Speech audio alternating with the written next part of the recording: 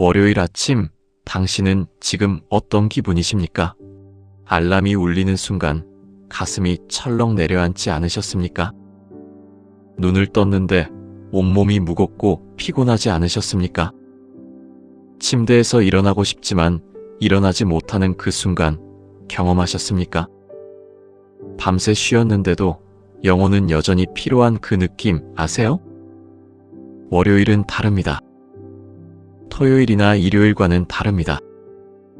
월요일 아침은 특별합니다. 세상의 리듬이 다시 시작되기 때문입니다.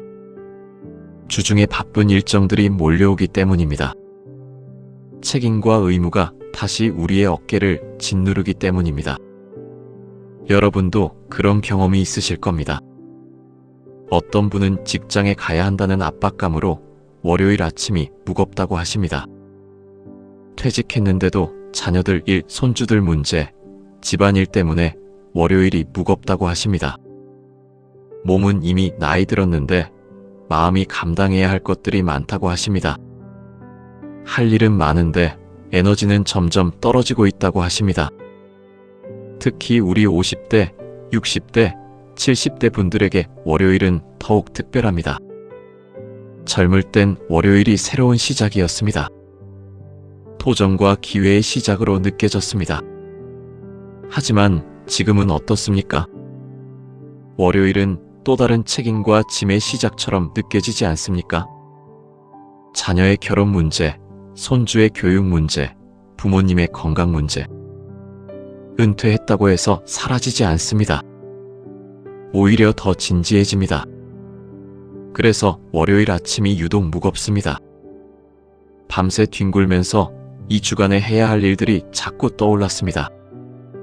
새벽 3시, 4시에 눈이 떠지면 명상 대신 걱정이 떠올랐습니다. 육체는 잠을 자고 싶은데 영혼은 불안해서 쉴 수 없었습니다. 그래서 월요일 아침을 맞이할 때 피곤함이 배가 됩니다. 여러분, 혹시 지금 이 순간이 바로 당신의 상황이 아닙니까? 월요일 아침 침대에 누워서 오늘 또 하루를 살아내야 하나? 하고 중얼거린 적 없으신가요? 이 나이에 이 정도면 됐는데 왜 자꾸만 마음이 불편할까? 하고 생각한 적 없으신가요? 하나님, 저에게 주신 힘이 다 떨어진 것은 아닐까? 하고 의심한 적 없으신가요? 그런데 말입니다, 여러분. 여기 놀라운 진리가 하나 있습니다. 당신이 느끼는 그 월요일의 피로는 사실 육체의 피로만이 아닙니다. 당신이 감당하는 그 무거움은 단순히 일정 때문만이 아닙니다. 당신의 영혼이 하나님의 음성을 잃어버렸기 때문입니다. 바로 그것입니다. 우리가 일주일을 살아가면서 세상의 소리에 묻히고 바쁜 일정에 치이고 눈앞의 현실에만 빠져 있을 때 우리의 영혼은 점점 말라갑니다. 하나님의 말씀이 들려야 할 귀는 세상의 목소리로 가득 차 있습니다. 하나님과 만나야 할 시간은 바쁜 일정으로 밀려나갑니다. 하나님의 인도하심을 구해야 할 마음은 눈앞의 문제 해결에만 매여 있습니다. 그래서 월요일이 무겁습니다. 그래서 피로가 사라지지 않습니다. 그래서 아침이 두렵습니다. 하지만 성경이 우리에게 말씀하는 것은 다릅니다. 예레미야 31장 25절을 보세요. 피곤한 사람에게는 물을 마시게 하고 공고한 자들을 새롭게 하리니. 여기서 새롭게 하다는 말씀이 중요합니다. 헬라어 원문을 보면 이것은 다시 생명을 불어넣다, 영혼을 다시 깨우다는 뜻입니다. 당신의 에너지가 떨어진 것이 아니라 당신의 영혼이 하나님과의 연결이 끊어진 것입니다. 당신이 약해진 것이 아니라 당신의 영혼이 말씀의 위로를 잃어버린 것입니다. 그런데 여기 더욱 놀라운 진리가 있습니다. 하나님은 당신을 매일 새롭게 하실 준비가 되어 있다는 것입니다. 주의 자비가 새로워서 매일 아침마다 있도다. 예레미야 3장 23절. 매일 아침입니다. 토요일 아침만이 아닙니다. 월요일 아침도 포함됩니다. 특히 월요일 아침에 하나님의 자비가 더욱 풍성합니다. 왜냐하면 월요일이 가장 힘들기 때문에 하나님이 그날을 위해 가장 큰 은혜를 준비하셨기 때문입니다. 예수님도 말씀하셨습니다. 수고하고 무거운 짐진 자들아, 다 내게로 오라. 내가 너희를 쉬게 하리라. 마태복음 11장 28절. 당신이 한 주간 수고했고 무거운 짐을 지고 있다는 것을 하나님이 아신다는 것입니다. 그리고 그 모든 것으로부터 당신을 쉬게 하시겠다고 말씀하시는 것입니다. 이것이 바로 오늘 여러분과 나누고 싶은 놀라운 진리입니다. 월요일 아침의 피로는 끝이 아닙니다. 월요일 아침은 새로운 은혜의 시작입니다. 당신이 느끼는 그 무거움은 당신을 버리신 신호가 아닙니다. 그것은 하나님이 당신을 깨우시려는 사랑의 신호입니다. 당신의 영혼이 다시 살아날 차례입니다. 당신의 마음이 다시 평안을 찾을 차례입니다. 당신의 믿음이 다시 강해질 차례입니다. 지금부터 여러분과 함께 나눌 7가지는 단순한 위로의 말씀이 아닙니다. 이것은 수천 년 동안 성도들이 월요일 아침마다 경험한 영혼의 부활입니다. 이것은 피로한 마음을 새롭게 하는 하나님의 실제적인 방법들입니다. 이것은 많은 믿음의 선배들이 검증한 반드시 효과가 있는 진리들입니다. 이 말씀들이 당신의 영혼을 깨울 것입니다. 이 진리들이 당신의 마음을 쉬게 할 것입니다. 이 약속들이 당신의 주간을 변화시킬 것입니다. 준비되셨습니까? 그럼 이제부터 월요일 아침을 새롭게 하는 첫 번째 말씀부터 시작하겠습니다. 여러분, 우리가 자꾸 월요일을 실패합니까? 왜 금요일 저녁은 행복한데 월요일 아침은 무거울까요? 왜 주일 밤부터 마음이 자꾸 진지해질까요? 왜 월요일을 견디려고만 할까요? 그 이유는 간단합니다. 우리는 월요일 아침 자신의 약함을 인정하고 싶지 않기 때문입니다. 여전히 할 수 있다고 위장하려고 하기 때문입니다. 강해야 한다는 생각에 짓눌려 있기 때문입니다. 여기 이 나이 또래 사람들 중에서 이렇게 생각하는 분이 있을 겁니다. 나는 아직 일할 수 있는 사람이야. 나는 약하지 않아. 충분히 강하다고. 내가 좀 피곤해도 견딜 수 있어. 다른 사람들도 다 하는데 나만 왜? 하지만 성경이 우리에게 말씀하는 것은 정반대입니다. 고린도후서 12장 9절을 보십시오. 내 은혜가 너에게 족하도다. 이는 내 힘이 약한 데서 온전하여짐이라. 이 말씀을 주목해서 보세요. 예수님이 사도 바울에게 하신 말씀입니다. 내 은혜가 너에게 족하다. 내 힘은 약한 데서 완성된다. 약함입니다. 당신의 약함, 그곳에서 하나님의 강함이 드러난다는 것입니다. 헬라어 원문을 보면 이 구절은 매우 흥미로운 단어들로 이루어져 있습니다. 너에게 족하도다는 헬라어 아르케이인데 이것은 충분하다, 모자람이 없다는 뜻입니다. 단순히 충분한 것이 아니라 완벽하게 충분하다는 의미입니다. 어떤 부족함도 없다는 뜻입니다. 그리고 약한 데서 온전하여짐이라는 표현도 중요합니다. 약함은 헬라어 아스테네이아인데 이것은 육체의 약함뿐만 아니라 영적 약함, 정서적 약함을 모두 포함합니다. 당신이 월요일 아침에 느끼는 그 피로, 그 무거움, 그 약함을 말합니다. 그런데 온전하여짐이라는 단어는 더욱 놀랍습니다. 텔레이오라는 단어인데 이것은 완성된다, 완벽해진다, 충만하게 된다는 뜻입니다. 즉, 당신이 약할 때 바로 그 순간에 하나님의 은혜가 당신을 완벽하게 만든다는 것입니다. 당신의 부족함이 드러날 때 하나님의 충만함이 당신을 채운다는 것입니다. 이것을 이해하려면 바울의 상황을 알아야 합니다. 사도 바울은 기독교 역사상 가장 위대한 선교사 중 한 명입니다. 로마 전역을 다니며 교회를 세웠고 수천 명을 예수님께로 인도했습니다. 그런데 바울은 누군가의 육체적 약점을 가지고 있었습니다. 성경은 그것을 육체의 가시라고 표현했습니다. 그러므로 그 계시의 놀라움 때문에 나를 높이지 못하게 하시려고 내 육체의 가시를 주셨으니. 고린도후서 12장 7절. 바울이 구체적으로 어떤 질병이나 약점을 가지고 있었는지는 분명하지 않습니다. 어떤 학자들은 안질이었다고 하고 어떤 학자들은 심한 두통이나 신경통이었다고 합니다. 어떤 학자들은 정서적 약점, 우울증이었을 수도 있다고 말합니다. 하지만 중요한 것은 구체적인 병명이 아닙니다. 바울이 얼마나 간절하게 이 약함이 사라지기를 기도했다는 것입니다. 이것을 놓아주도록 3번을 주께 간청했노라. 고린도후서 12장 8절. 3번입니다. 1번이 아닙니다. 2번이 아닙니다. 3번이나 주께 간청했습니다. 주님, 이 약함을 제거해 주세요. 주님, 이 고통을 없애주세요. 주님, 저를 강하게 만들어 주세요. 얼마나 절박했겠습니까? 바울은 분명히 자신의 약함을 제거하고 싶었습니다.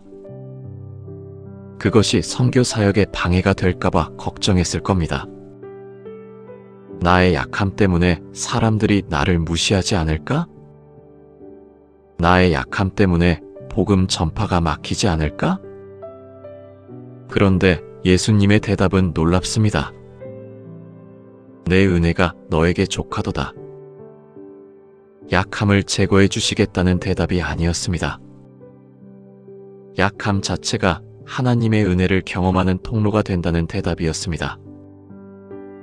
약함이 없어지지는 않을 것이지만 그 약함 속에서 내 은혜를 경험할 것이라는 대답이었습니다.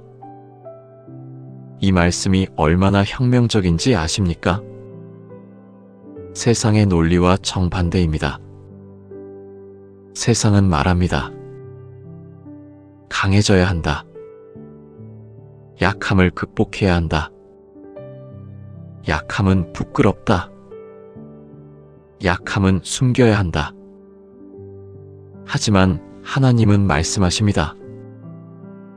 너의 약함을 인정하라. 너의 약함을 숨기지 말라. 너의 약함이 나의 강함을 드러낼 것이다. 너의 약함 속에서 나의 은혜를 경험할 것이다. 바울은 이 깨달음 이후 어떻게 변했을까요? 그러므로 나는 기쁨으로 약한 것들과 모욕과 궁핍과 박해와 고난을 자랑하리니 이는 내가 약할 때의 강함이라. 고린도후서 1200식. 기쁨으로 약한 것들을 자랑한다고 합니다. 약함을 부끄러워하는 것이 아니라 자랑한다는 것입니다.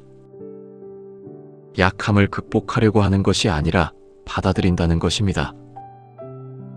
약함 속에서 하나님의 강함을 경험한다는 것입니다. 여러분, 이것이 바로 월요일을 변화시키는 비결입니다. 제가 목회하면서 만난 장로님이 계십니다. 65세의 이 장로님은 평생 성실한 사람이었습니다. 30년을 한 회사에 다녔고 정년 퇴직 후에도 아침마다 일어나 규칙적으로 생활했습니다. 자녀들은 다 출가했고 손주들까지 생겼습니다. 교회에서도 신실한 신앙으로 알려져 있었습니다. 그런데 3년 전 이 장로님의 처에게 암 진단이 내려졌습니다. 처음에는 충격이었습니다. 하지만 장로님은 강한 척했습니다. 아내가 힘들어할 테니 내가 강해야 한다. 자녀들이 걱정할 테니 내가 잘 대처해야 한다. 교회 성도들이 보고 있으니 내가 믿음을 보여야 한다. 장로님은 매일 아침 일찍 일어났습니다. 아내를 위해 밥을 지었습니다. 병원에 다니며 간병을 했습니다. 치료비를 벌기 위해 일자리도 다시 찾았습니다. 하지만 시간이 지날수록 피로가 누적되었습니다. 월요일 아침은 특히 힘들었습니다. 일주일을 견디고 일요일 예배에 나갔다가 월요일이 되면 다시 또 일주일이 시작되는 현실이 무겁게 느껴졌습니다. 이 주간도 힘든 주간이 될 것 같은데 아내의 상태가 악화되지 않기를, 내가 쓰러지지 않기를. 월요일 아침마다 중얼거리는 기도였습니다. 기도라기보다는 한숨이었습니다. 혈압도 올라갔습니다. 152, 155, 점점 높아졌습니다. 의사는 스트레스를 줄이라고 했지만 어떻게 줄입니까? 아내의 병이 낫기 전까지는 스트레스가 사라질 수 없었습니다. 잠도 제대로 이루지 못했습니다. 밤이면 아내의 하나하나의 숨소리에 귀를 기울였습니다. 혹시 밤사이에 무슨 일이 생기는 건 아닐까? 피로가 깊어갈수록 월요일이 더욱 무거워졌습니다. 아내의 치료가 시작된 지 2년째, 장로님은 거의 무너져 있었습니다. 새벽 기도회에도 나갔지만 기도할 정신이 없었습니다. 설교도 귀에 들어오지 않았습니다. 교회 봉사도 거절하기 시작했습니다. 자신이 감당할 수 없다는 것을 느껴서였습니다. 그러던 어느 월요일 아침, 장로님은 다시 깨어났습니다. 평소처럼 새벽 4시에 잠에서 깼습니다. 아내가 자고 있는지 확인하고 거실로 나가려던 그 순간이었습니다. 침대에 누워 천장을 바라보던 장로님의 눈에 갑자기 눈물이 맺혔습니다. 하지만 울음이 나오지 않았습니다. 대신 무언가 깊은 곳에서 올라오는 것이 있었습니다. 내가 너무 강해 보이려고만 하지 않았나? 그 순간 깨달음이 왔습니다. 하나님, 저는 너무 약합니다. 장로님은 처음으로 자신의 약함을 인정했습니다. 나는 이 상황을 감당할 수 없습니다. 나는 충분히 강하지 않습니다. 나는 혼자서는 불가능합니다. 그리고 이어진 고백이 있었습니다. 하지만 하나님, 당신은 강하십니다. 하지만 하나님, 당신은 나를 버리지 않으셨습니다. 하지만 하나님, 당신은 나의 약함을 아시고 계십니다. 장로님은 침대에서 무릎을 꿇었습니다. 그리고 새벽 어둠 속에서 울었습니다. 눈물은 이전의 눈물과 달랐습니다. 절망의 눈물이 아니라 항복의 눈물이었습니다. 더 이상 견디려고만 하는 눈물이 아니라 맡기려는 눈물이었습니다. 주님, 제가 약하다는 것을 인정합니다. 주님, 제가 이것을 감당할 수 없다는 것을 인정합니다. 주님, 이제 이 모든 것을 주님께 맡기겠습니다. 주님, 제 약함이 주님의 강함을 드러내게 하소서. 그날부터 변화가 시작되었습니다. 월요일이 변했습니다. 이전에는 월요일을 견디려고만 했습니다. 또 2주간이 시작된다. 견뎌내자. 하지만 이제는 달랐습니다. 월요일 아침에 깨어날 때 이렇게 기도했습니다. 주님, 또 새로운 주간이 시작되네요. 제 약함을 통해 주님의 강함을 보여주세요. 주님, 제가 감당할 수 없는 것을 주님이 감당하셔요. 주님, 제 약함이 주님의 은혜를 경험하는 통로가 되게 하세요. 기도가 바뀌자 마음이 바뀌었습니다. 마음이 바뀌자 상황을 보는 눈이 바뀌었습니다.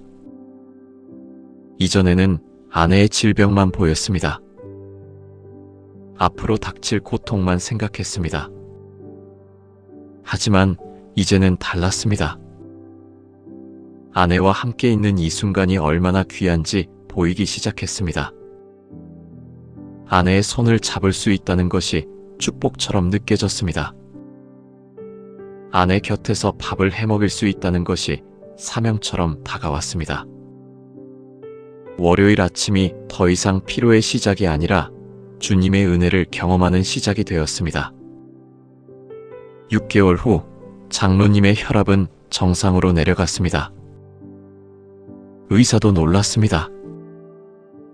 혈압약이 잘 들은 것도 있지만 정서적인 변화가 큰 것 같습니다. 맞습니다. 마음이 변했기 때문입니다.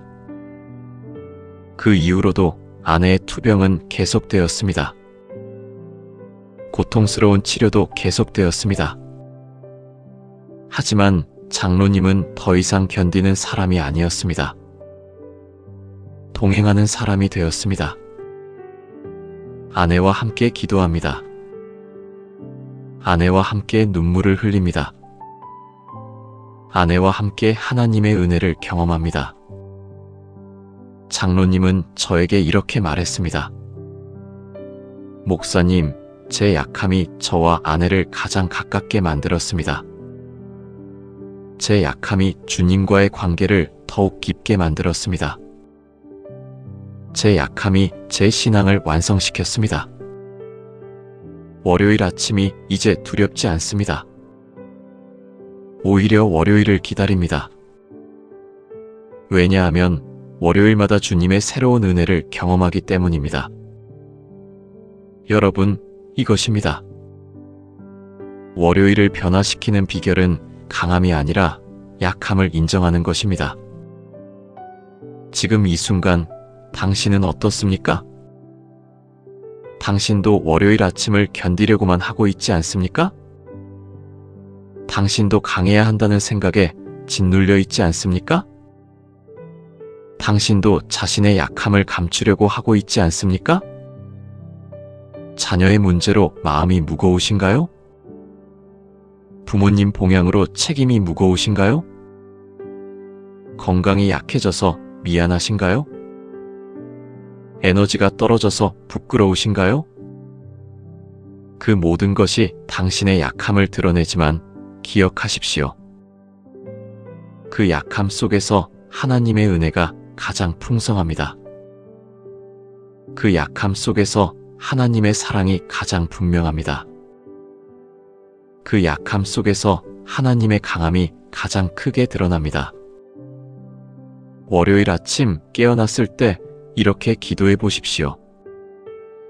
주님, 저는 약합니다. 이 주간을 감당할 수 없습니다. 주님, 제 약함을 아시고 그 약함 속에서 주님의 강함을 보여주세요. 약함을 극복하려고 하지 마십시오. 약함을 감추려고 하지 마십시오. 약함을 부끄러워하지 마십시오. 대신 약함을 맡기십시오. 주님, 제 약함이 주님의 은혜를 경험하는 통로가 되게 하소서. 그 기도 속에서 당신은 경험하게 될 것입니다. 더 이상 견디는 것이 아닌 함께 걷는 기쁨을, 더 이상 버티는 것이 아닌 맡기는 평안을, 더 이상 혼자인 것 같은 느낌이 아닌 주님과 함께 있다는 확신을. 월요일이 변할 것입니다. 당신의 주간이 변할 것입니다. 당신의 삶이 변할 것입니다. 준비되셨습니까? 이제 두 번째 비결로 나아가겠습니다. 여러분, 월요일 아침을 힘들게 하는 것이 무엇인지 아십니까? 육체의 피로만이 아닙니다. 일정의 바쁨만이 아닙니다. 책임의 무게만이 아닙니다. 무엇보다도 감정의 무게입니다. 월요일 아침이 되면 자꾸 부정적인 생각이 떠오릅니다. 이 주간도 문제가 해결되지 않을 것 같은데, 이 주간도 자녀 일로 걱정해야 할 것 같은데, 이 주간도 마찬가지겠지. 감정이 먼저 문제를 만듭니다. 감정이 미래를 부정적으로 그려냅니다. 감정이 현재의 평안을 빼앗아갑니다. 특히 우리 50, 60대에게는 더욱 그렇습니다. 자녀들 일로 미리부터 걱정합니다. 손주들 앞날을 미리부터 불안해합니다. 부부 관계를 미리부터 의심합니다. 건강을 미리부터 두려워합니다. 그런 감정적 무게가 월요일을 더욱 무겁게 만듭니다.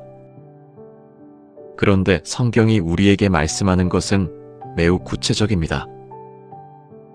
빌립보서 4장 6절부터 7절을 보십시오. 아무것도 염려하지 말고 모든 일에 기도와 간구로 너희 구할 것을 감사함으로 하나님께 아뢰라. 그리하면 모든 지각에 뛰어난 하나님의 평강이 그리스도 예수 안에서 너희 마음과 생각을 지키시리라. 이 말씀을 자세히 보십시오. 감사함으로 아뢰라. 마음과 생각을 지키시리라. 감정을 다루는 매우 구체적인 방법입니다. 헬라어 원문을 보면 더욱 흥미롭습니다. 에우카리스티아라는 단어는 감사입니다. 그런데 이 단어는 단순한 감정이 아니라 적극적인 마음의 선택입니다. 의식적으로 감사를 표현하고 선언하는 것입니다. 그리고 지키시리라는 필라오케이인데 감시하다, 보호하다, 지켜내다는 뜻입니다. 즉, 우리가 감사를 선택할 때 하나님이 우리의 마음과 생각을 보호하신다는 것입니다. 부정적인 감정이 침입하지 못하도록 지키신다는 것입니다. 부정적인 생각이 자리 잡지 못하도록 보호하신다는 것입니다. 여기서 평강이라는 단어도 중요합니다. 에이레네라고 하는데 이것은 단순히 기분이 좋다는 의미가 아닙니다. 분열되어 있던 마음이 통일되는 것입니다. 불안으로 흔들리던 마음이 견고해지는 것입니다. 여러 방향으로 흩어져 있던 감정이 한 방향으로 집중되는 것입니다. 우리의 문제는 이것입니다. 월요일 아침 우리의 감정이 사방팔방으로 흩어져 있습니다. 어제 있었던 일, 지난주 일, 이번 주 일, 미래의 일. 모든 것이 한 번에 떠올라 마음을 찢어냅니다.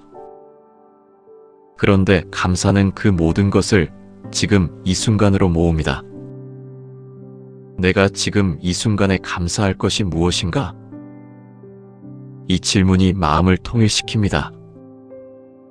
사도 바울이 빌립보 교회에 이 편지를 쓴 시점은 매우 흥미롭습니다. 바울은 로마의 감옥에 갇혀 있었습니다. 생사의 경계에 있었습니다.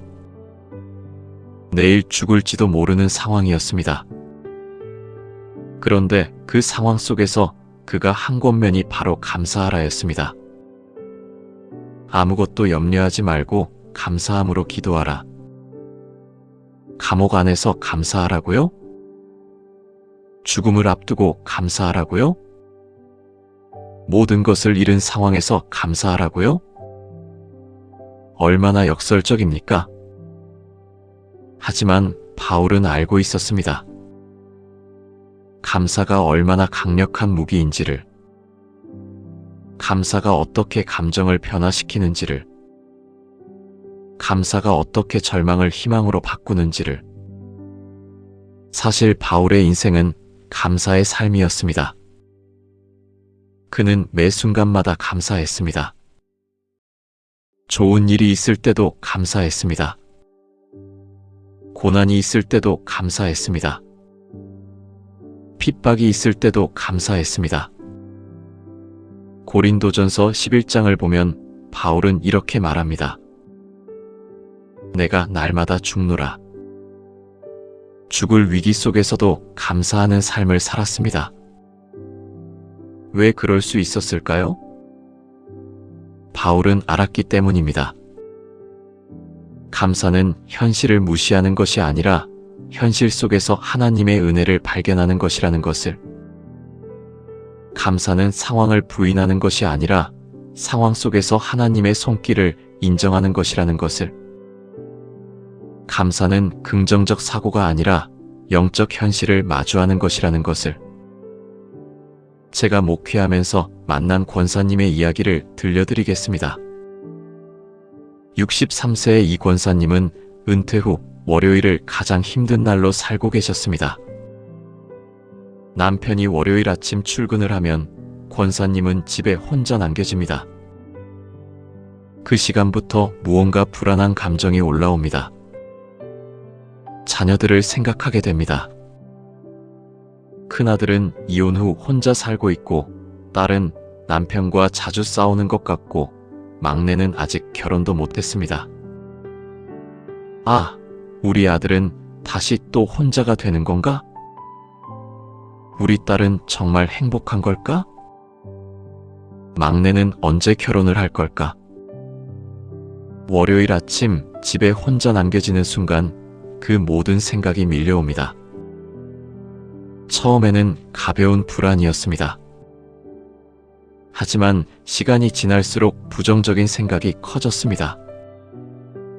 주중에 자녀들의 상황이 떠오를 때마다 부정적으로 생각했습니다.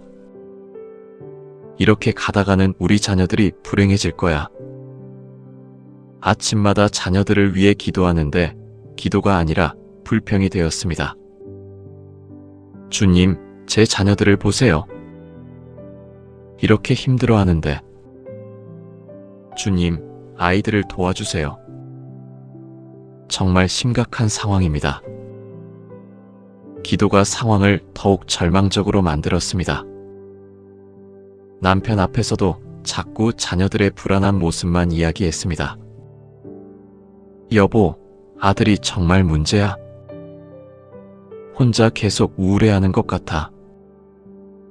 여보, 딸이 남편과 또 싸웠대. 이대로 가다간 이혼하지 않을까? 남편도 점점 지쳐갔습니다.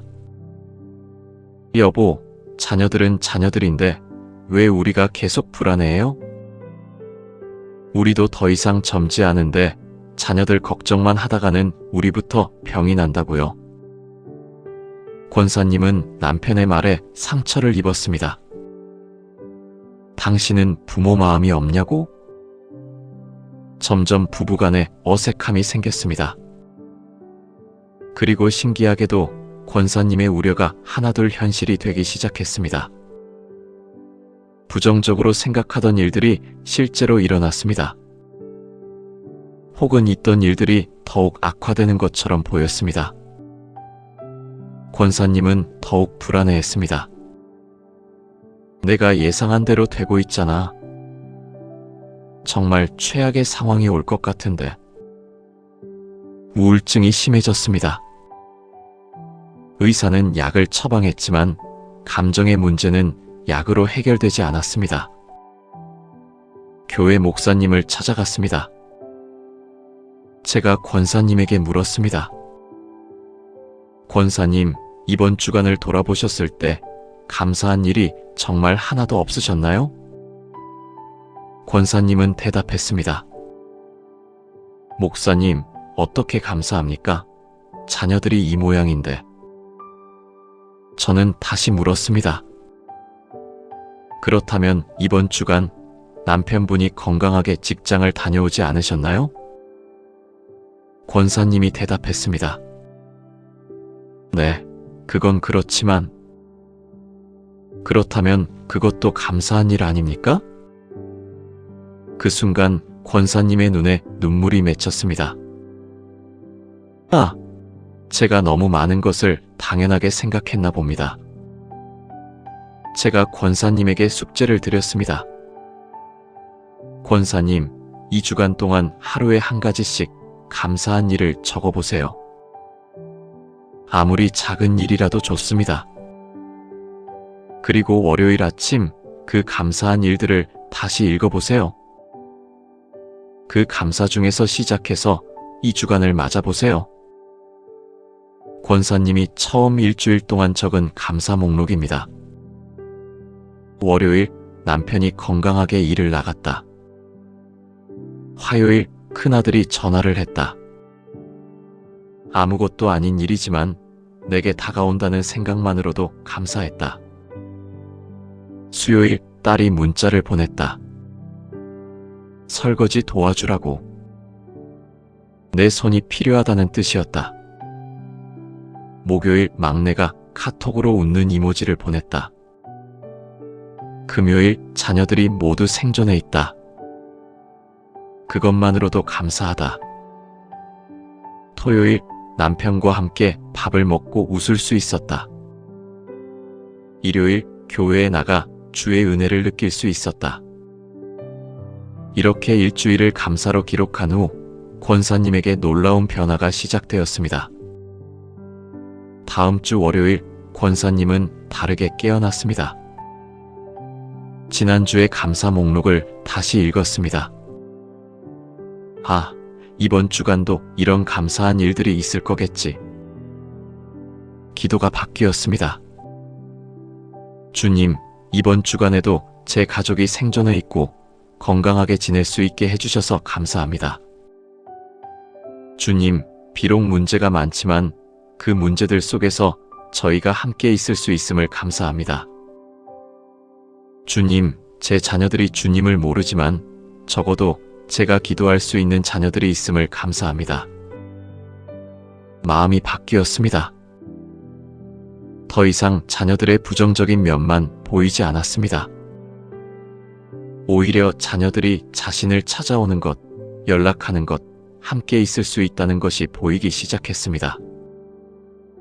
가장 놀라운 변화는 부부 관계였습니다. 권사님이 더 이상 자녀들의 문제로만 이야기하지 않았기 때문입니다. 대신 감사한 일들을 나누기 시작했습니다. 여보, 오늘 아들이 얼마나 밝게 웃었는지 봤어요? 여보, 딸이 우리를 얼마나 찾아오는지 봤어요? 남편이 달라졌습니다. 더 이상 아내의 불안함에 짓눌리지 않았습니다. 부부가 함께 자녀들을 위해 감사하며 기도하기 시작했습니다. 3개월이 지났을 때 권사님에게 정말 놀라운 일이 일어났습니다. 큰아들이 새로운 사람을 만났습니다. 그리고 가장 예상치 못했던 일은 딸이 남편과 관계를 회복했다는 것입니다. 막내는 아직 결혼하지 않았지만 이전보다 훨씬 밝아졌습니다. 가장 중요한 변화는 무엇이었을까요? 상황 자체가 바뀐 것이 아니었습니다. 권사님의 마음이 바뀐 것이었습니다. 감정이 바뀐 것이었습니다. 마음이 감사로 채워지니 눈에 보이는 것이 달라졌습니다. 자녀들도 그것을 느꼈습니다. 엄마가 더 이상 불안해하지 않으니 자녀들도 더 이상 죄책감을 느끼지 않았습니다. 엄마가 감사로 가득 차 있으니 자녀들도 희망을 느끼게 되었습니다. 권사님은 제게 이렇게 말했습니다. 목사님, 저는 문제를 해결했던 게 아니라 감사를 선택했습니다. 그런데 감사를 선택했더니 문제들이 자연스럽게 해결되기 시작했습니다. 아니, 정확히는 그 문제들이 축복으로 보이기 시작했습니다. 월요일이 더 이상 두렵지 않습니다. 월요일 아침이 기다려집니다. 왜냐하면 그날도 감사가 있을 거라고 믿기 때문입니다. 여러분은 어떻습니까? 월요일 아침 부정적인 감정이 밀려오지 않으십니까? 이번 주간도 문제가 해결될 리 없어. 이번 주간도 마찬가지겠지. 이번 주간도 힘들겠지. 이런 감정이 먼저 당신을 짓누르지 않으십니까? 그렇다면 질문해 보십시오. 지난주 중에 감사한 일이 정말 하나도 없었나? 지난 주간 내가 먹은 밥은? 지난 주간 나를 사랑하는 사람은? 지난 주간 나를 지켜준 주님의 손길은? 이렇게 묻기만 해도 감사가 시작됩니다. 월요일부터 시작하세요. 월요일 아침 깨어났을 때 이렇게 기도해 보십시오. 주님, 어제도 저를 지켜주셔서 감사합니다. 주님, 오늘도 건강하게 깨어나게 해주셔서 감사합니다. 주님, 이 주간 동안 제 곁에 있어 주셔서 감사합니다. 그리고 손가락으로 하나씩 꼽으며 감사한 것들을 말해 보십시오. 첫째, 남편이 건강하다. 둘째, 자녀들이 살아있다. 셋째, 교회가 있다. 넷째, 주님이 계신다. 아무리 작은 감사라도 좋습니다. 그 감사가 당신의 감정을 지킬 것입니다. 그 감사가 당신의 마음을 평안으로 채울 것입니다. 그 감사가 당신의 주간을 변화시킬 것입니다. 월요일이 변할 것입니다. 당신의 감정이 변할 것입니다. 당신의 삶이 변할 것입니다. 준비되셨습니까? 이제 세 번째 비결로 나아가겠습니다. 여러분, 월요일 아침 가장 깊은 감정이 무엇인지 아십니까? 피로도 아니고 불안도 아니고 고민도 아닙니다. 바로 혼자라는 느낌입니다. 깊은 밤중에 아이들이 모두 자고 남편도 자고 있을 때 혼자 천장을 바라보는 그 감정입니다. 새벽에 눈이 떠졌을 때 자신의 생각과 불안만 남겨진 채 혼자라고 느끼는 그 감정입니다. 주중에 아무도 내 마음을 모를 것 같은, 누구와도 나눌 수 없을 것 같은 그 외로움입니다. 특히 우리 50, 60대 신앙인들에게는 더욱 그렇습니다. 자녀들은 출가했고 손주들도 만나기 어렵습니다. 친구들도 점점 자신의 문제로 바빠집니다. 교회에 나가도 뭔가 혼자인 것 같습니다. 기도할 때도 하나님이 정말 내 말을 들으시는지 싶을 때가 있습니다. 그 혼자라는 느낌이 월요일을 더욱 무겁게 만듭니다. 하지만 성경이 우리에게 말씀하는 것은 명확합니다. 로마서 12장 15절을 보십시오. 기뻐하는 자들과 함께 기뻐하고 우는 자들과 함께 울라. 그리고 더욱 위로가 되는 말씀이 있습니다. 마태복음 28장 20절입니다. 모든 날까지 너희와 함께 있으리라. 예수님의 약속입니다. 당신이 혼자가 아니라는 약속입니다. 모든 날 매 순간 당신과 함께 하신다는 약속입니다. 특히 모든 날이라는 표현이 중요합니다. 헬라어 파스 헤메라라는 단어인데 이것은 모든 하루하루, 매일매일이라는 뜻입니다. 좋은 날도 함께 하시고 힘든 날도 함께 하신다는 것입니다. 월요일도 예외가 아니라는 것입니다. 그리고 함께 있다는 메타라는 전치사는 와 더불어 곁에서라는 뜻입니다. 즉, 예수님은 당신의 곁에 계신다는 것입니다. 당신과 함께 고통받으신다는 것입니다. 당신과 함께 울으신다는 것입니다. 이것이 바로 임마누엘, 하나님이 우리와 함께 하신다는 진리입니다. 이 말씀은 예수님이 제자들에게 마지막으로 하신 말씀입니다. 부활하신 예수님이 승천하기 직전 제자들에게 하신 약속입니다. 제자들은 매우 불안해하고 있었습니다. 예수님, 이제 당신이 우리를 떠나시면 우리는 어떻게 합니까? 우리는 혼자가 되는 것 아닙니까? 이제 누가 우리를 인도하십니까? 그 불안함 속에서 예수님이 하신 약속이 이것이었습니다. 모든 날까지 너희와 함께 있으리라. 육체로는 떠나지만 영으로는 항상 함께 있겠다는 약속입니다. 보이지 않지만 가장 가까이 있겠다는 약속입니다. 그리고 또 하나 중요한 약속이 있습니다. 마태복음 18장 20절입니다. 두세 사람이 내 이름으로 모인 곳에는 나도 그 중에 있느니라. 혼자가 아니라 공동체 속에서 더욱 분명하게 함께 하신다는 약속입니다.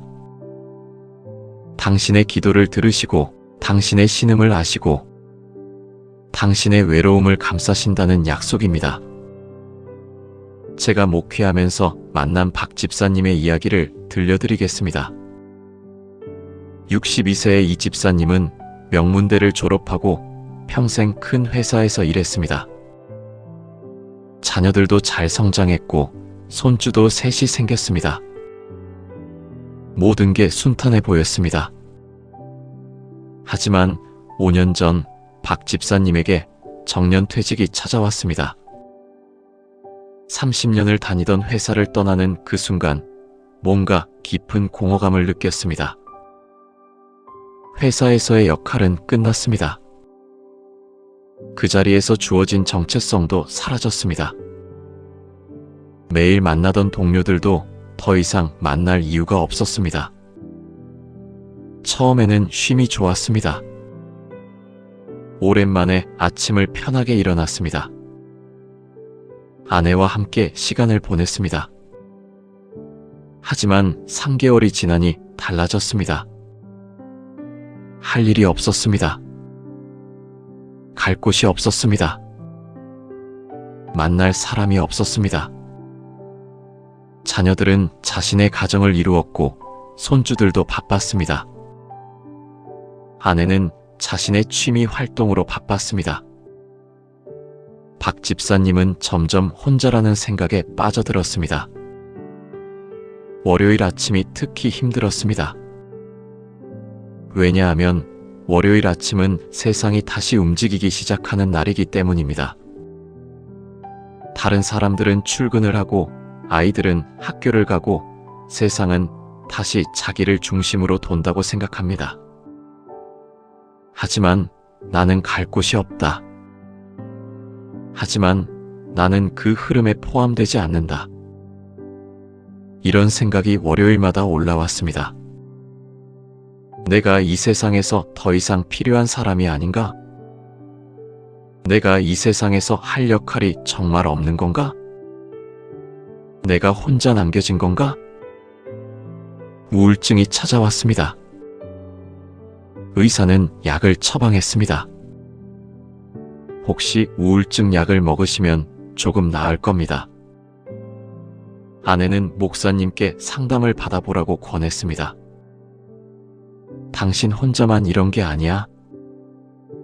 많은 사람들이 은퇴 후에 이런 감정을 경험한대. 하지만 박 집사님은 교회에 나가기가 싫었습니다. 왜냐하면 교회에서도 자신이 혼자라고 느꼈기 때문입니다. 지난 30년간 회사 때문에 주일마다 나갔다가 자다 가는 경우가 많았습니다. 기도도 제대로 해본 적이 없었습니다. 성경도 읽지 않았습니다. 교회 사람들과 깊은 관계도 맺지 못했습니다. 이런 내가 무슨 교회에, 이런 신앙으로 누굴 만나겠어? 박 집사님은 더욱 은둔의 삶으로 빠져들었습니다. 집에만 있었습니다. 밤에는 잠이 안 왔습니다. 낮에는 무기력했습니다. 월요일 아침은 더욱 그렇습니다. 아내가 결국 박 집사님을 강제로 교회에 데리고 나왔습니다. 예배 중에도 박 집사님은 눈물을 흘렸습니다. 이 모든 사람들 속에서 나는 혼자다. 아무도 나를 모른다. 아무도 내 마음을 모를 것이다. 예배가 끝나고 구역 모임이 있었습니다. 박 집사님은 참석을 원했지만 아내가 권유했습니다. 가봐. 뭐라도 좋아. 구역 모임에는 10명 정도가 왔습니다. 대부분 퇴직하신 분들이었습니다. 그들은 박 집사님을 보자마자 다가왔습니다. 집사님, 오랜만입니다. 집사님은 뭐 하세요? 요즘 어떻게 지내세요? 처음에는 박 집사님이 조심스러웠습니다. 하지만 시간이 지나면서 입을 열었습니다. 사실, 요즘 혼자라는 생각에 빠져 있었습니다. 퇴직 후로는 할 일도 없고 갈 곳도 없었습니다. 월요일 아침만 되면 정말 힘이 듭니다. 그 순간 옆에 앉은 어른이 손을 잡았습니다. 집사님, 나도 그랬어. 2년을 그렇게 살았어. 다른 어른도 나눴습니다. 나도 은퇴 후 3년을 혼자라고 생각했어. 또 다른 어른도 말했습니다. 집사님, 우린 이제 교회가 우리의 일터야. 하나님이 우리에게 주신 사역이 있어. 박 집사님의 눈에서 눈물이 흘러내렸습니다. 그것은 울음이 아니라 위로의 눈물이었습니다. 내가 혼자가 아니었구나. 그날부터 박 집사님의 월요일이 바뀌었습니다. 구역 모임 때문입니다. 월요일 저녁 구역 예배가 있습니다.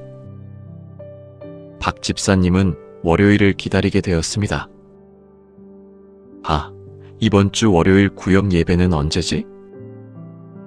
구역 모임에서 만나는 사람들이 박 집사님의 존재를 필요로 했습니다. 한 분이 신학 공부를 도와달라고 요청했습니다. 박 집사님은 대학을 졸업했고 교양이 풍부했습니다. 다른 한 분이 상담을 요청했습니다. 박 집사님은 인생 경험이 풍부했습니다. 또 다른 한 분이 손자 문제로 걱정했습니다. 박 집사님은 그의 말을 들어주었습니다. 그리고 자신의 경험을 나눴습니다. 박 집사님은 깨달았습니다. 내가 필요한 사람이었구나. 내가 할 수 있는 일이 있었구나. 내가 혼자가 아니었구나. 시간이 지나면서 박 집사님은 구역장으로 세워졌습니다.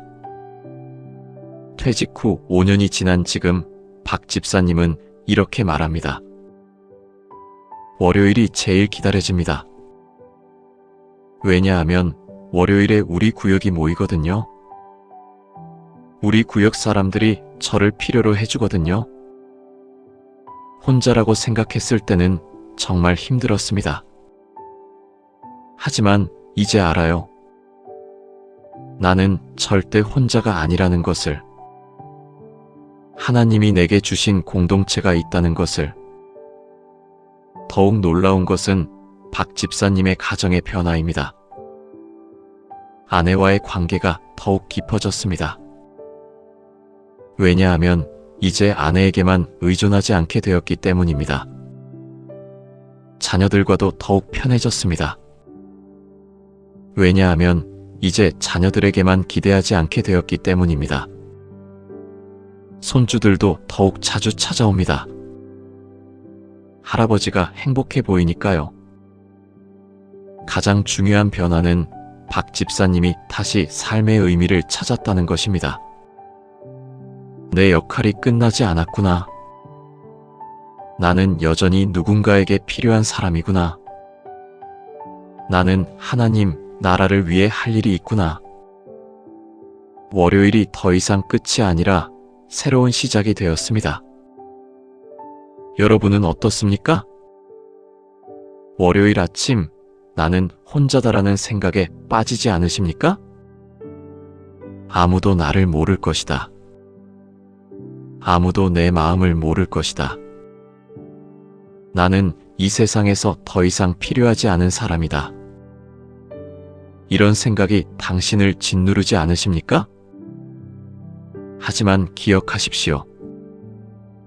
당신은 혼자가 아닙니다. 예수님이 약속하셨습니다. 모든 날까지 너희와 함께 있으리라. 그리고 당신의 곁에는 공동체가 있습니다. 교회가 있습니다. 형제자매가 있습니다. 그들은 당신의 존재가 필요합니다. 당신의 경험이 필요합니다.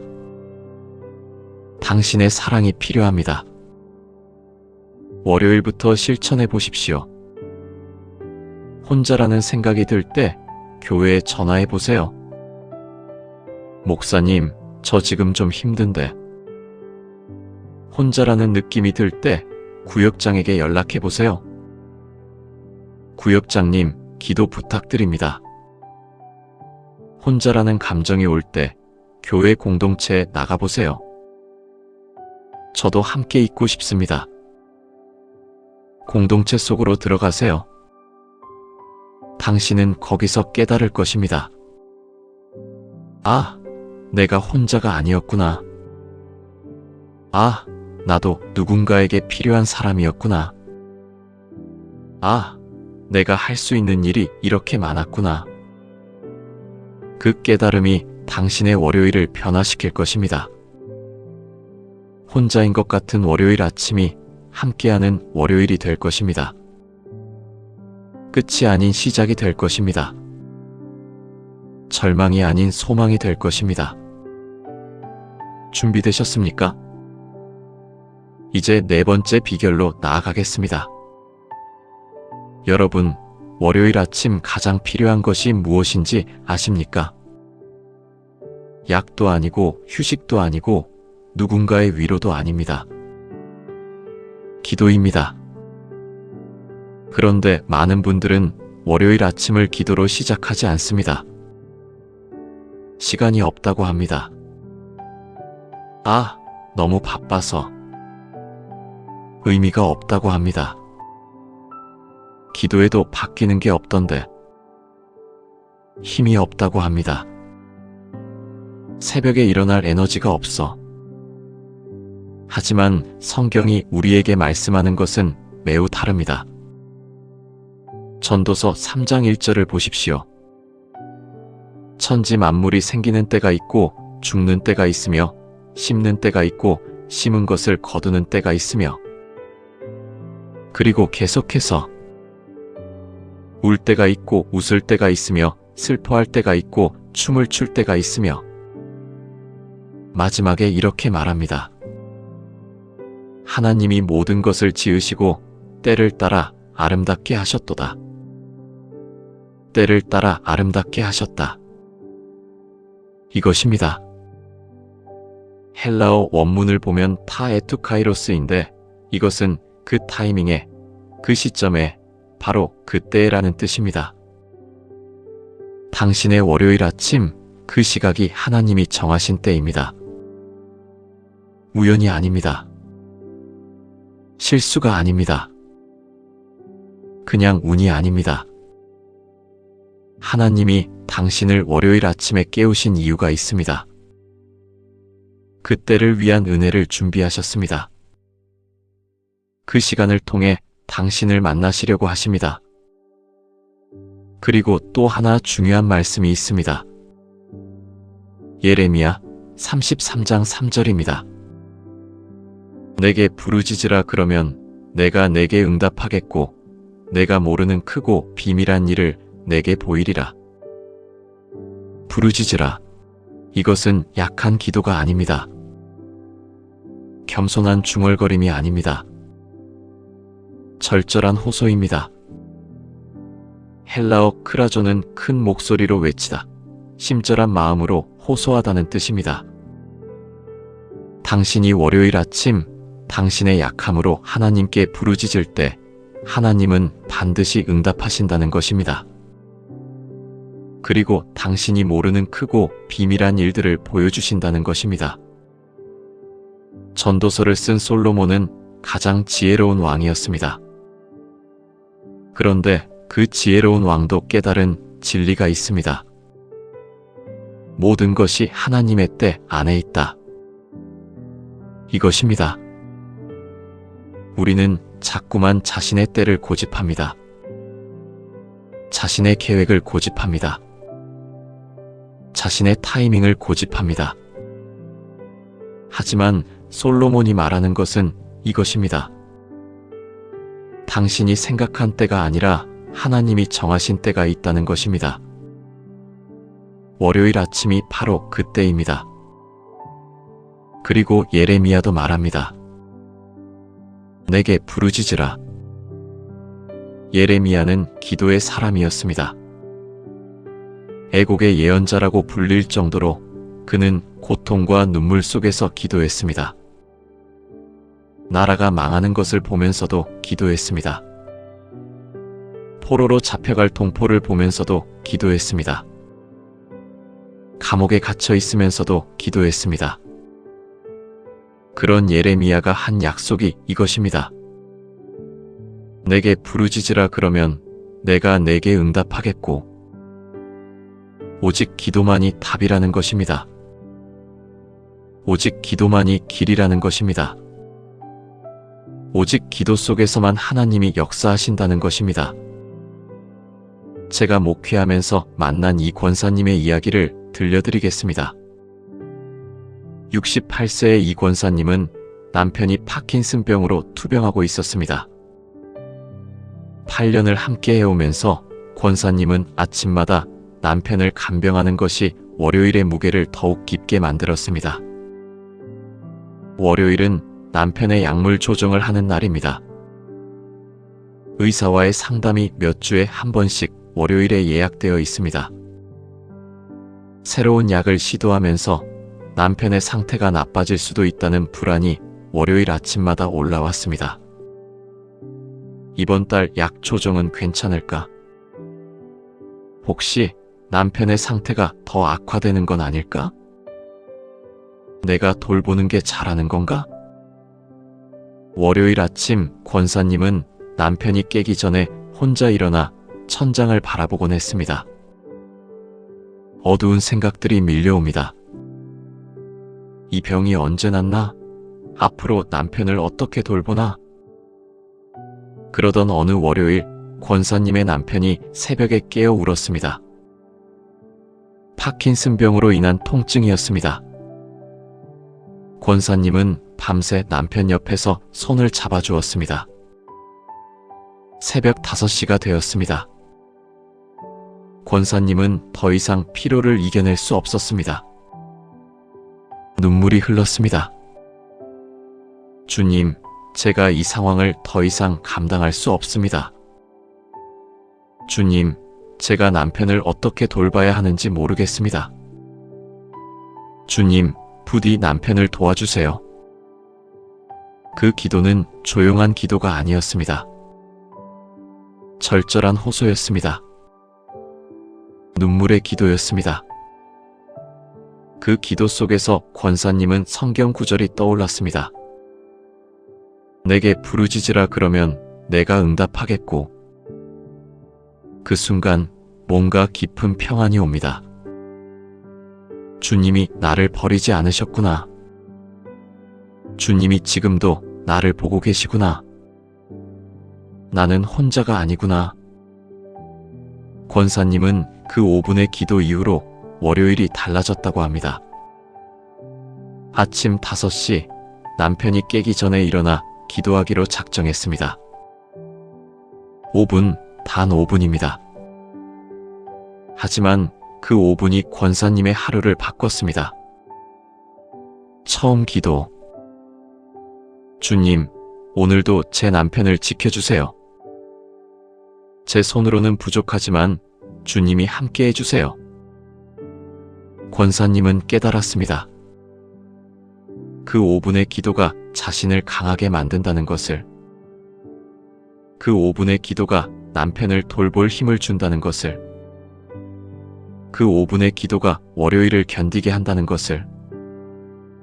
시간이 지나면서 놀라운 일이 일어났습니다. 약 부작용이 줄어들기 시작했습니다. 의사도 놀랐습니다. 약 조정을 했는데 이렇게 안정적일 리가. 하지만 가장 놀라운 변화는 권사님 자신이었습니다. 우울증이 사라졌습니다. 더 이상 월요일이 두렵지 않았습니다.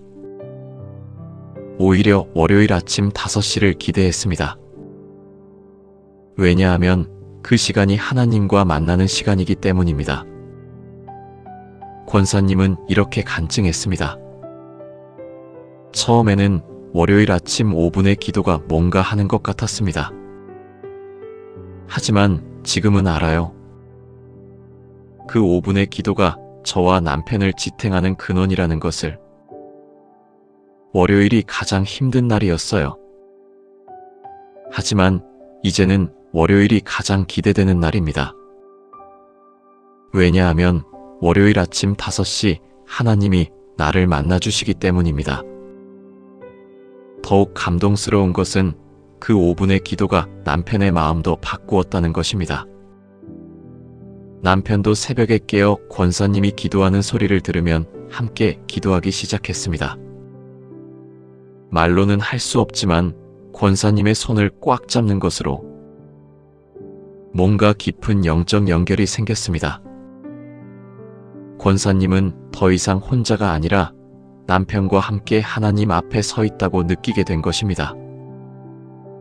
여러분은 어떻습니까? 월요일 아침 기도로 시작하십니까?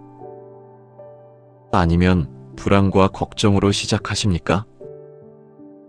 월요일 아침 하나님께 부르짖으셨습니까? 아니면 상황에 맞서려고만 하셨습니까? 월요일 아침의 그 시간이 바로 하나님이 정하신 때입니다. 당신이 가장 약할 때가 하나님의 강함이 들어오는 시간입니다. 그 시간을 버리지 마십시오. 그 시간을 헛되이 지나가게 하지 마십시오. 그 시간을 하나님과 만나는 시간으로 삼으십시오. 월요일부터 시작하세요. 자명종을 5분 일찍 설정하세요. 그 5분은 하나님을 위한 시간입니다. 월요일 아침 깨어났을 때 이렇게 기도해 보세요. 주님, 또 새로운 주간이 시작되었습니다. 주님, 이 주간을 주님께 맡깁니다. 주님, 제 약함을 아시고 이 주간 동안 저를 강하게 해주세요. 그 기도가 끝날 때까지 눈을 감고 있으세요. 이 세상의 소리를 차단하세요. 오직 하나님의 음성에만 귀를 기울이세요. 그 5분이 지나면 당신은 달라져 있을 것입니다. 5분 전과 다른 표정으로 하루를 시작할 것입니다. 5분의 기도가 당신의 힘입니다. 5분의 기도가 당신의 방패입니다. 5분의 기도가 당신의 2주간의 모든 것을 결정할 것입니다. 한 권사님처럼 당신도 경험하게 될 것입니다. 월요일 아침 기도의 기적을, 두려움에서 기대로의 변화를, 절망에서 소망으로의 전환을. 단 한 가지 기억하십시오.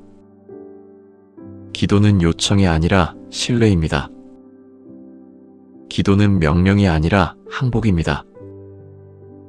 기도는 당신의 뜻을 하나님께 들이대는 것이 아니라 하나님의 뜻 앞에 자신을 항복시키는 것입니다. 월요일 아침 당신의 계획을 내려놓고 하나님의 계획을 받아들이세요.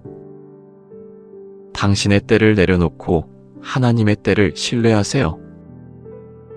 그때 비로소 기도의 힘을 경험하게 될 것입니다. 그때 월요일이 진정으로 변할 것입니다. 준비되셨습니까? 이제 5번째 비결로 나아가겠습니다. 여러분, 월요일이 전부라고 생각하지는 않으십니까? 크다고 생각하기 때문입니다. 이 주간을 견디려면 뭔가 큰 결심이 필요해. 뭔가 큰 변화가 있어야 월요일이 달라질 텐데.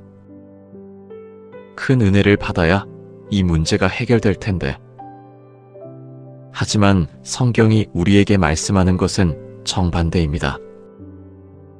누가복음 16장 10절입니다. 지극히 작은 것에 충성하는 자는 큰 것에도 충성하고 지극히 작은 것에 불의한 자는 큰 것에도 불의하니라. 작은 것입니다. 헬라어 엘라키스토스는 가장 작은 것, 미미한 것이라는 뜻입니다. 그런데 그 작은 것에 충성할 때 큰 것도 함께 이루어진다는 것입니다. 그리고 또 하나 중요한 말씀이 있습니다. 잠언 8장 3, 4절입니다. 나를 들을 자는 행복하니 날마다 내 문에서 기다리며 내 문설주 곁에서 지키는 자라. 날마다입니다. 매일입니다. 매 월요일입니다. 매 월요일 아침 하나님의 문에서 기다리는 사람이 행복하다는 것입니다. 크게 하는 것이 아니라 매일 작게 하는 것입니다.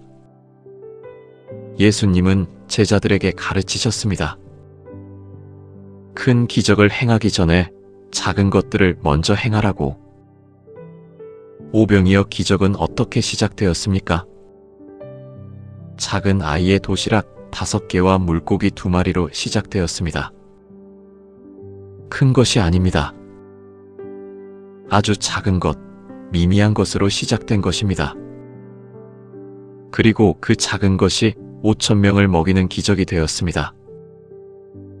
예수님은 말씀하셨습니다. 너희가 겨자씨 한 알 같은 믿음이라도 이 산을 옮길 수 있느니라. 겨자씨 한 알입니다. 가장 작은 것입니다. 하지만 그 작은 믿음으로도 산을 옮길 수 있다는 것입니다. 월요일도 마찬가지입니다. 크게 하려고 하지 마세요. 작게 시작하세요. 매일 작은 것에 충성하세요. 그러면 그 작은 것들이 모여 큰 변화를 만들 것입니다. 제가 목회하면서 만난 집사님의 이야기를 들려드리겠습니다. 66세의 이 집사님은 은퇴 후 무기력함을 심하게 경험했습니다. 30년을 다니던 회사를 떠나면서 자신의 정체성을 잃어버린 것 같았습니다. 나는 누구인가? 내가 한 일이 무슨 의미가 있었나? 이제부터 뭘 해야 하나? 매일 물음표였습니다. 특히 월요일 아침은 최악이었습니다. 또 2주간이 시작되는구나. 할 일은 없는데. 아내는 자신의 종교 활동으로 바빴습니다. 자녀들은 자신의 가정을 이루어 바빴습니다. 집사님은 혼자였습니다. 교회에 나가기도 싫었습니다. 내가 뭔가 할 수 있는 게 있나? 내가 뭘 할 능력이 있나? 매일 이런 자책이 올라왔습니다. 그러던 어느 월요일 집사님의 목사님이 그에게 물었습니다. 집사님, 혹시 아침마다 성경을 읽으세요? 집사님은 고개를 저었습니다. 아니, 목사님. 그럴 여유가. 목사님이 제안했습니다. 그렇다면 월요일부터 한 가지 해보세요. 아침마다 성경 한 구절만 읽어보세요. 길게 할 필요 없습니다. 한 구절, 5분입니다. 집사님은 약속했습니다. 네, 한번 해보겠습니다. 그 월요일부터 시작했습니다. 아침 6시에 눈을 떴습니다. 침대에 누워서 옆에 놓인 작은 성경책을 집어들었습니다.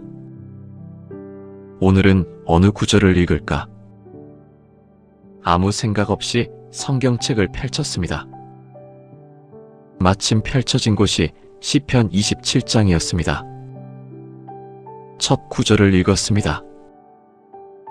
여호와는 나의 빛이요 나의 구원이시니 내가 누구를 두려워하리요. 그 구절이 집사님의 마음에 박혔습니다. 여호와는 나의 빛, 나의 구원, 내가 누구를 두려워하리요. 집사님은 침대에서 눈물을 흘렸습니다. 내가 비록 은퇴했지만 여호와가 나의 빛이시구나. 내가 능력이 없어도 여호와가 나의 구원이시구나. 내가 무엇을 두려워하나? 여호와가 나와 함께 하시니까. 단 한 구절입니다. 하지만 그 한 구절이 집사님의 월요일을 변화시켰습니다. 일어났습니다.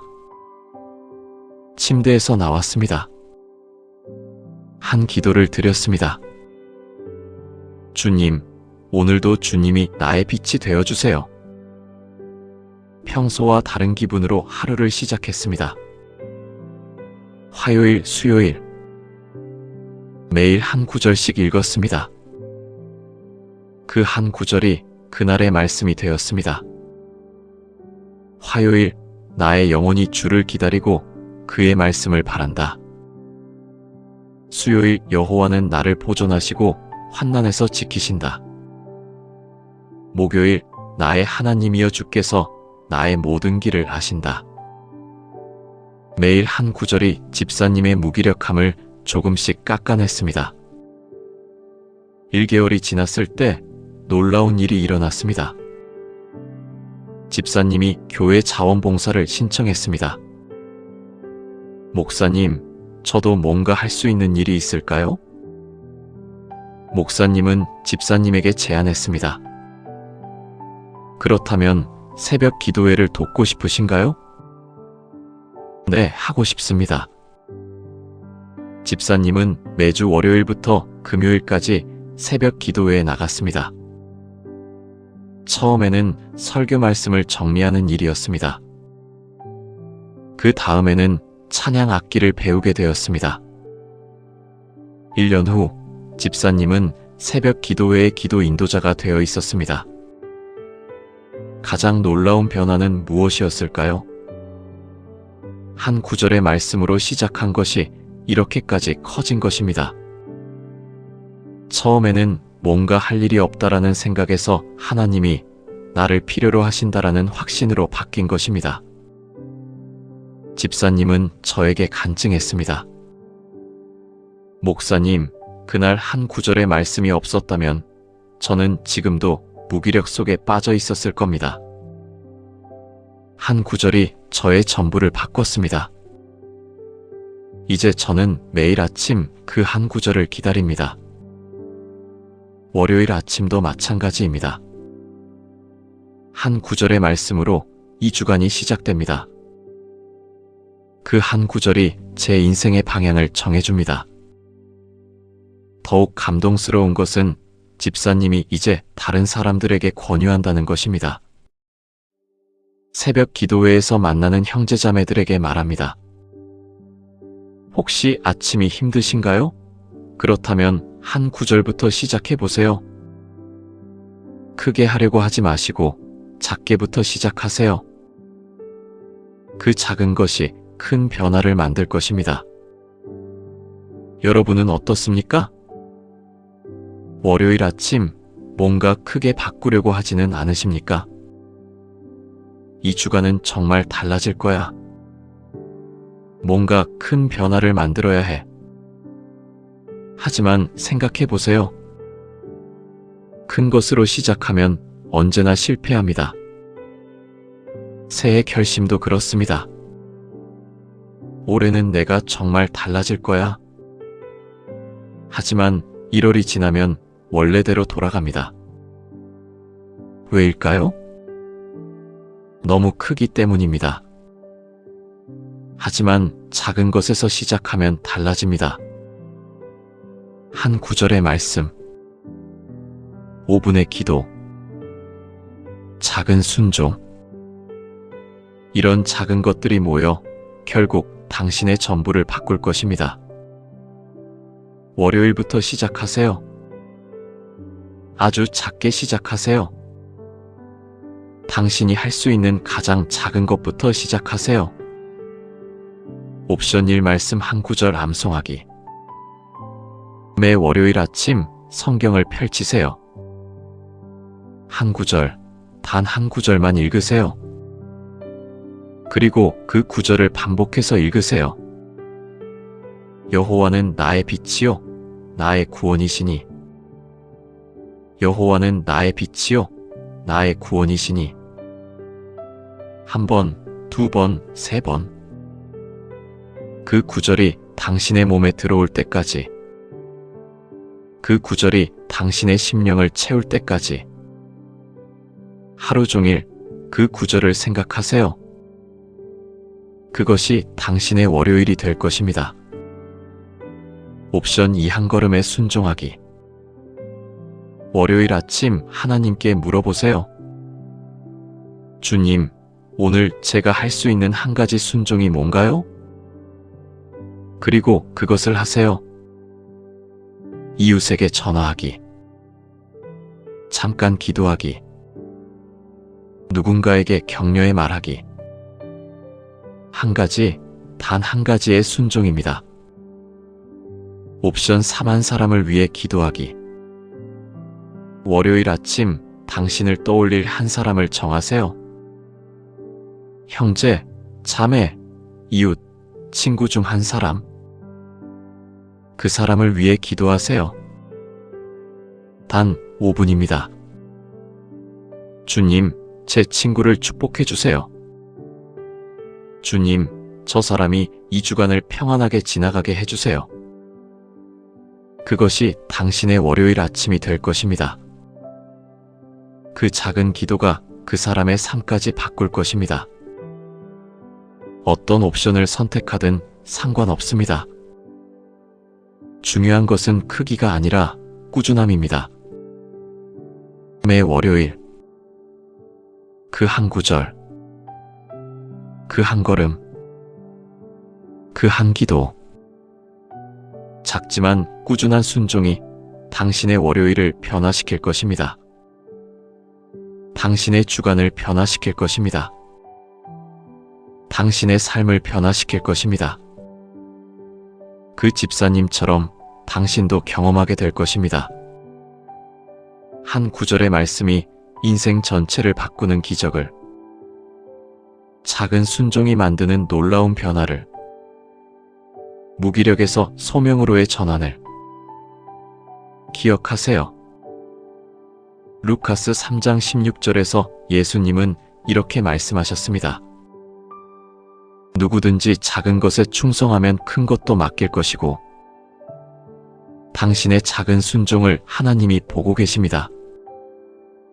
당신의 한 구절의 암송을 하나님이 기뻐하십니다. 당신의 5분의 기도를 하나님이 들으십니다.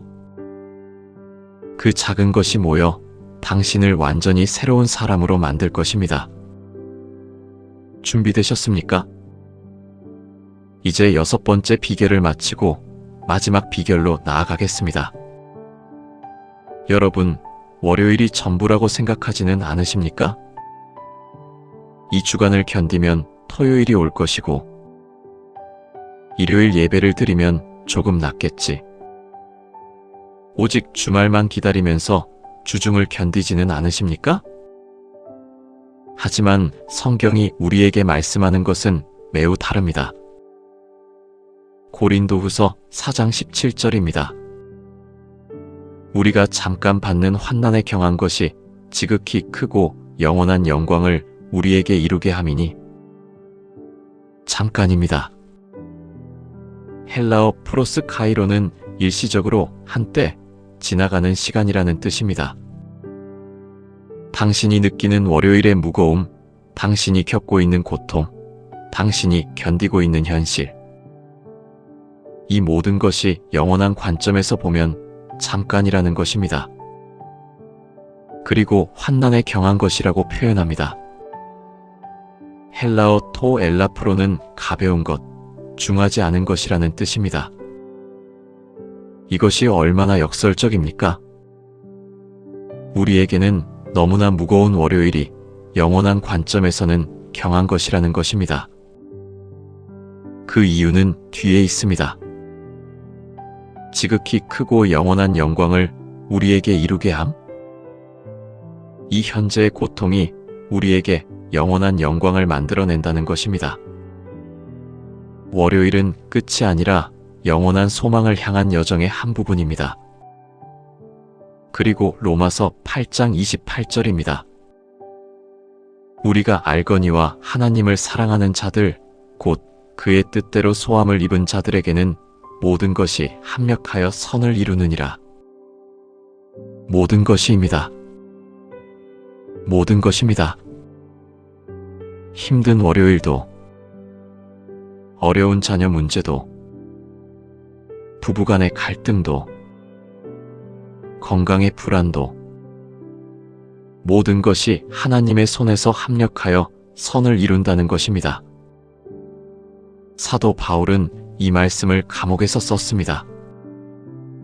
생명이 위협받는 상황에서, 고통 속에서, 미래가 불확실한 상황에서, 그런 바울이 할 수 있는 말이 이것뿐입니다. 우리가 알거니와, 알아요. 나는 현재의 고통이 무엇인지 압니다. 나는 내일이 불안한 것을 느낍니다. 하지만 나는 알아요. 하나님이 이 모든 것을 이끌고 계신다는 것을, 이 모든 고통이 선을 이루게 될 것이라는 것을. 이것이 바로 영원한 소망을 가진 사람의 고백입니다. 월요일이 전부가 아니라 영혼의 관점에서 본다는 것입니다. 현재의 고통이 무의미하지 않다는 것을 아는 것입니다. 제가 목회하면서 만난 이분의 이야기는 앞에서 나눈 모든 것들의 완성입니다. 70세의 이 권사님의 인생은 쉽지 않았습니다. 젊을 때 남편이 사업 실패로 가정을 떠났습니다. 혼자 자녀들을 키웠습니다. 무척 힘들었습니다. 그러나 이 권사님은 깨달았습니다. 나는 약하다. 하지만 하나님이 있다. 혼자라는 느낌이 들 때 교회 공동체를 찾았습니다. 절망할 때마다 감사를 선택했습니다. 매일 기도했습니다.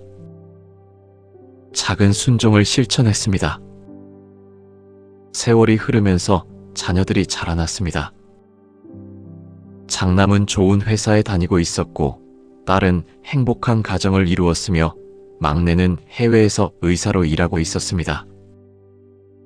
가장 놀라운 것은 권사님의 남편이 50년 만에 돌아왔다는 것입니다. 늙은 남편이 홀로 병들어 딸을 통해 어머니를 찾게 된 것입니다. 그리고 처음으로 말했습니다. 나는 당신을 버렸지만 당신은 나를 용서하지 않으셨나? 그 순간 권사님은 할 수 있었습니다. 그래요? 내가 당신을 용서합니다. 하나님이 나를 이겨내도록 도와주셨거든요. 흘러내린 눈물이 있었습니다. 남편도, 권사님도, 그리고 감동적인 것은 그 뒤였습니다. 남편은 교회에 나왔습니다. 처음으로 예수님을 믿기로 결단했습니다. 마지막 5년을 함께 했습니다. 남편은 죽을 때까지 권사님의 손을 놓지 않았습니다. 권사님을 바라봤습니다. 당신 때문에 나는 마지막에 예수님을 믿게 되었습니다. 이제 권사님은 90세입니다. 여전히 주일마다 교회에 나갑니다. 여전히 새벽마다 기도합니다. 여전히 월요일마다 감사합니다. 권사님이 자신의 인생을 돌아보며 말한 말입니다. 그때 남편이 떠났을 때 저는 세상이 끝났다고 생각했습니다. 그날들이 가장 힘들었습니다. 하지만 지금 알아요. 그 고통이 없었다면 저는 하나님을 만나지 못했을 것입니다. 제 자녀들이 신앙 속에서 자라지 못했을 것입니다. 그리고 남편이 마지막에 예수님을 믿지 못했을 것입니다. 당신들이 알고 싶어 할 월요일의 비결이 있다면 그것입니다. 월요일은 끝이 아니라 시작입니다. 당신이 견디는 이 월요일이 영원한 어떤 것을 만들고 있다는 것을 믿는 것입니다. 당신의 고통이 누군가를 살리고 누군가의 믿음을 만들고 누군가의 영혼을 천국으로 인도한다는 것을 믿는 것입니다. 월요일이 버티는 날이 아니라 영혼을 심는 날이 된다는 것입니다. 여러분은 어떻습니까? 월요일을 오직 견디는 날로 생각하지는 않으십니까? 언제 이 주간이 끝날까? 언제 토요일이 올까? 언제 이 고통이 끝날까? 하지만 생각해 보세요. 당신이 견디고 있는 이 월요일이 누군가의 영혼을 살리고 있지 않을까요? 당신이 약하다고 느끼고 있는 이 순간이 당신의 자녀에게 믿음을 가르치고 있지 않을까요? 당신의 기도가 누군가의 기도 제목이 되고 있지 않을까요? 당신의 인내가 누군가의 용기가 되고 있지 않을까요? 그 권사님처럼 당신도 70년 뒤에 돌아보게 될 것입니다. 아, 그 힘든 월요일들이 내 인생의 가장 귀한 시간이었구나. 아, 그 고통이 없었다면 나는 여기 있지 않았겠구나. 아, 그 월요일들이 나를 온전한 사람으로 만들었구나. 월요일부터 관점을 바꾸세요. 월요일을 견디는 날이 아니라 영혼을 심는 날로 보세요. 매 월요일 아침 이렇게 기도하세요. 주님, 이 주간 동안 제 약함이 당신의 강함을 드러내게 하세요. 주님, 제 고통이 누군가의 영혼을 살리게 하세요. 주님, 제 인내가 누군가의 믿음이 되게 하세요. 주님, 이 월요일이 영원한 어떤 것을 만들게 하세요. 그리고 기억하세요.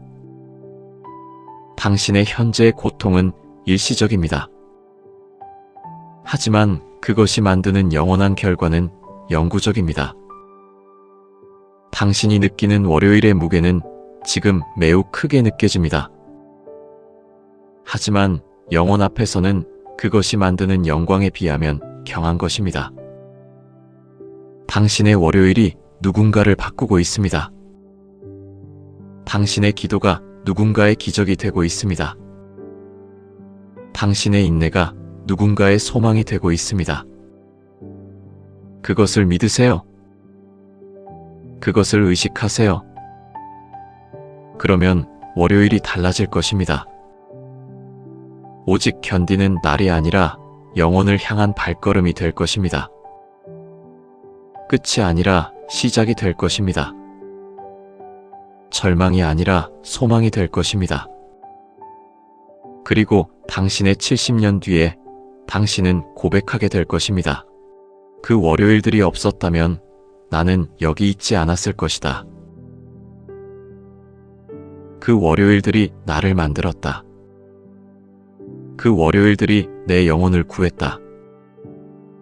그 월요일들이 영혼의 열쇠가 되었다. 준비되셨습니까? 이제 우리는 마지막으로 당신의 월요일을 축복하며 마무리하겠습니다. 여러분, 지난 90분 동안 우리는 월요일을 변화시키는 7가지 비결을 함께 나누었습니다.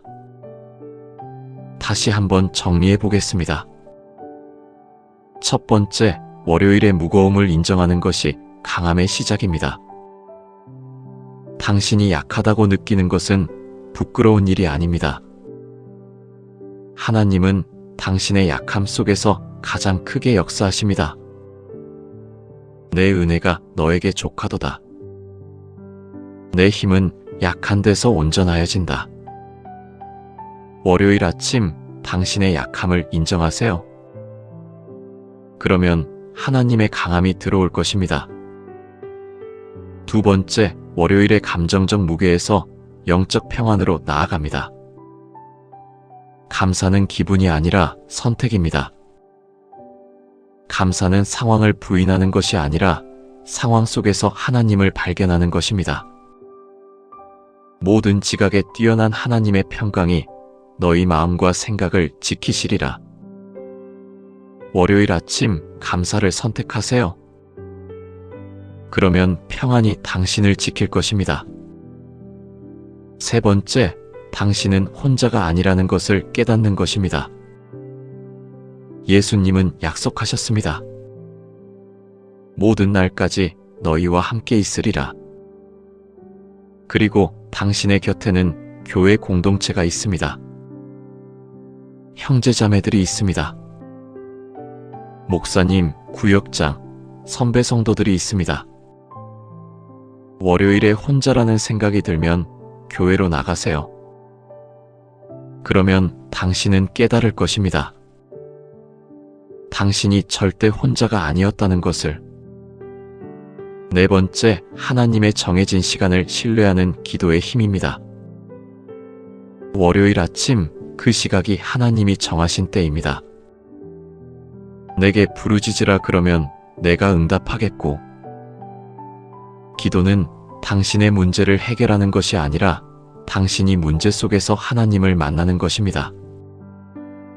단 5분, 월요일 아침 5분의 기도가 당신의 모든 것을 바꿀 것입니다. 월요일 아침 깨어나자마자 기도하세요. 주님, 오늘도 당신이 제 곁에 있어 주세요. 그 기도가 당신의 방패가 될 것입니다. 다섯 번째, 작은 순종이 만드는 월요일의 기적입니다. 크게 하려고 하지 마세요. 작은 것에서부터 시작하세요. 한 구절의 말씀, 5분의 기도, 한 사람을 위한 중보기도, 한 걸음의 순종. 그 작은 것들이 모여 당신의 인생 전체를 바꿀 것입니다. 누구든지 작은 것에 충성하면 큰 것도 맡길 것이고, 월요일 아침 작은 것에서 시작하세요. 그러면 당신은 놀라운 변화를 경험하게 될 것입니다. 여섯 번째, 월요일은 견디는 날이 아니라 영혼을 심는 날입니다. 당신이 견디고 있는 이 월요일이 누군가의 영혼을 살리고 있습니다. 당신의 약함이 누군가의 용기가 되고 있습니다. 당신의 기도가 누군가의 기적이 되고 있습니다. 우리가 받는 환난에 경한 것이 지극히 크고 영원한 영광을 우리에게 이루게 함이니 월요일을 영혼의 관점에서 보세요. 그러면 당신의 고통이 의미를 갖게 될 것입니다. 일곱 번째, 그 모든 것이 합력하여 선을 이루게 됩니다. 우리가 알거니와 하나님을 사랑하는 자들에게는 모든 것이 합력하여 선을 이루느니라. 당신이 이해할 수 없는 일들도, 당신이 견디기 힘들다고 생각하는 일들도, 당신이 왜 이렇게 살아야 하는지 모르는 일들도, 모든 것이 하나님의 손에서 합력하여 당신을 위한 선을 이루고 있습니다. 여러분, 그렇다면 이제 무엇을 하셔야 합니까? 다음과 같이 하루를 시작해 보세요. 월요일 아침 루틴. 1단계, 깨어나자마자 일어나기 5시 또는 6시. 2단계, 기도하기 5분. 주님, 오늘도 저를 강하게 해주세요. 주님, 제 약함을 아시고 도와주세요. 3단계, 성경 한 구절 읽기 5분. 말씀을 한 구절, 그 구절을 반복해서 읽습니다. 4단계, 감사하기 5분. 어제의 감사를 떠올리고 오늘의 감사를 생각합니다. 5단계, 순종 계획하기 5분. 오늘 제가 할 수 있는 한 가지 순종이 무엇일까요? 단 25분입니다. 월요일 아침 25분이 당신의 전체 주간을 결정할 것입니다. 그리고 당신이 이 설교를 보고 있다면 한 가지를 더 부탁드립니다. 이 말씀이 도움이 되었다면 구독 버튼을 눌러주세요. 매주 월요일 아침 당신의 영혼을 깨우는 말씀이 계속해서 들어올 것입니다. 좋아요를 눌러주세요. 당신의 손가락 하나가 많은 사람들에게 이 말씀이 전해지는 길이 될 것입니다. 댓글로 당신의 이야기를 들려주세요. 제 월요일이 이렇게 변했습니다. 저도 이런 경험을 했습니다. 월요일이 이제 기대됩니다. 당신의 이야기가 다른 누군가의 월요일을 바꿀 것입니다. 공유해주세요. 당신의 가족, 친구, 동료가 이 말씀을 들을 필요가 있습니다. 그들도 월요일의 무게를 느끼고 있을 것입니다. 당신이 전해주는 이 말씀이 그들의 월요일을 변화시킬 것입니다. 최후에 우리 모두를 위해 기도하겠습니다. 주여, 이 말씀을 들으신 모든 분들을 축복해 주세요. 당신의 말씀이 그들의 마음에 깊이 내려가게 하시고 그들의 영혼을 일깨우게 하소서. 월요일 아침마다 그들이 당신의 음성을 듣게 하시고 당신의 은혜를 경험하게 하소서. 당신께서 그들의 약함을 보시고 그 약함 속에서 당신의 강함이 드러나게 하소서. 그들이 감사를 선택할 때 평안으로 가득한 한 주간을 주시고 그들이 공동체 속으로 들어갈 때 혼자가 아니라는 확신을 주시고 그들이 기도할 때 당신의 응답을 경험하게 하시고 그들이 작은 순종을 할 때 놀라운 변화를 일으키소서. 그들의 현재의 고통이 영원한 영광을 만들게 하시고 그들의 눈물이 누군가의 믿음이 되게 하시고 그들의 기도가 누군가의 기적이 되게 하소서. 주여, 이 주간 각 개인에게 당신의 손을 얹으시고 각 가정에 당신의 평안을 부으시고 각 교회에 당신의 영을 역사하게 하소서. 당신의 이름으로 축복합니다. 사랑하는 형제자매여, 당신의 월요일은 끝이 아닙니다. 시작입니다. 당신의 약함은 부끄러움이 아닙니다. 강함의 통로입니다. 당신의 고통은 의미 없음이 아닙니다. 영혼을 만드는 씨앗입니다. 당신은 혼자가 아닙니다. 하나님이 함께 하시고 공동체가 당신을 안고 있습니다. 월요일 아침이 올 때마다 이 7가지를 기억하세요. 그리고 당신의 월요일이 변하는 것을 경험하세요. 당신의 주간이 변하는 것을 경험하세요. 당신의 삶이 변하는 것을 경험하세요. 성령의 은혜가 당신과 함께하길 간절히 바랍니다. 주의 평안이 당신과 당신의 가정을 지키길 바랍니다. 월요일 아침 당신을 깨우는 하나님의 말씀이 들리길 바랍니다. 주의 이름으로 축복합니다. 아멘.